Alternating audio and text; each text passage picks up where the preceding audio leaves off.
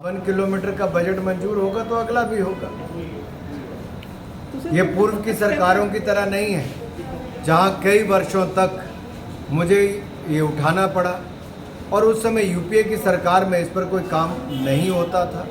मुझे खुशी है कि मेरे जो 4 प्रोजेक्ट दिल के बहुत करीब थे जो मैंने बिलासपुर के लिए शुरू किए, चाहे वो भानुपुली बिलासपुर मेरी रेलवे लाइन हो, 4 लेन का काम हो, किरतपुर साहब से लेकर हमारा बिलासपुर बेरी तक का, वो भी तेज़ी के साथ वापस शुरू हुआ है और ये दोनों काम हम अगले साल तक पूरा करेंगे। जो हमारा नेशनल हाईवे का है, एम्स बनकर लगभग तैयार हो गया, प्रधानमंत्री जी आकर इसका उद्घाटन करेंगे।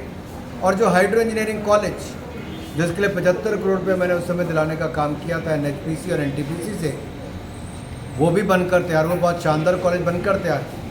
तो चारों ही मेरे जो बड़े प्रोजेक्ट थे वो शानदार उनको अमली जामा पहुंचा है। एक बड़ी उपलब्धि बिलासपुर के लिए है और इसके लिए मैं प्रधानमंत्री मोदी जी का बहुत बहुत आभार भी प्रकट करता हूँ। सर बिहार में आगे देखिए होता है क्या। सर आप खेल मंत्री हैं, हिमाचल में कोई खेलों के नए आयाम लेकर आएंगे, हिमाचल के लिए कुछ नया करने जा रहे हैं? हमने बहुत सारे इंडोर स्टेडियम्स भी यहाँ के लिए सैंक्शन किए हैं और भी रिपोर्ट बन रही कि क्या क्या सुविधाएं यहाँ पर दी जा सकती हैं। जल्दी उनकी घोषणाएं भी होंगी ताकि वो सारे काम भी हो सकें। कितना बड़ा चैलेंज है? चुनाव के रूप में ही लिया जाता है, कभी हल्के में नहीं लिया जाता और हम लोग इस चुनाव को भी चाहे गुजरात का हो हिमाचल का हो पूरी ताकत के साथ लड़ेंगे भी और पहली से ज़्यादा सीटें जीतकर हिमाचल और गुजरात में सरकार बनाएंगे। थे जो कवि भी थे, उच्च कोटि के वक्ता भी थे और स्टेट्समैन कहा जाए तो अटल जी एक ऐसे व्यक्ति थे जहां एक और जिन्होंने गांव-गांव से लेकर हाईवेज बनाने की शुरुआत देश में की, लाखों गांव को जोड़ने का काम किया और शिक्षा के क्षेत्र में जो शानदार शुरुआत की। हिमाचल जैसे राज्य में 12,000 कमरे उस समय निर्मित हुए 1998 से 2003 के बीच में।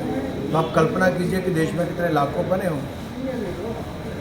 और इसी तरह से ही जब कारगिल का युद्ध भी हुआ तो एक एक इंच भूमि भारत की वापस लेने के लिए दृढ़ निश्चय के साथ भारत सेना के पीछे खड़े रहे। पोखरण विस्फोट करके दुनिया को भारत की ताकत दिखा दी। जो देश कल तक भारत को सपेरों और भिखारियों की तरह तर्ज पर कहता था, अटल जी ने भारत की ताकत को भी दिखा दिया। तो आज नरेंद्र मोदी जी भारत के गौरवमय इतिहास को भी बता रहे हैं और भारत को मजबूत करके दुनिया भर में एक नई ताकत के रूप में खड़ा कर रहे हैं। हिमाचल का दूरदर्शन है, उसको 24 घंटे का चैनल चलाया जा सके ताकि लोगों को 24 घंटे की सुविधा दूरदर्शन की मिल सके और हिमाचल को एक ऐसा चैनल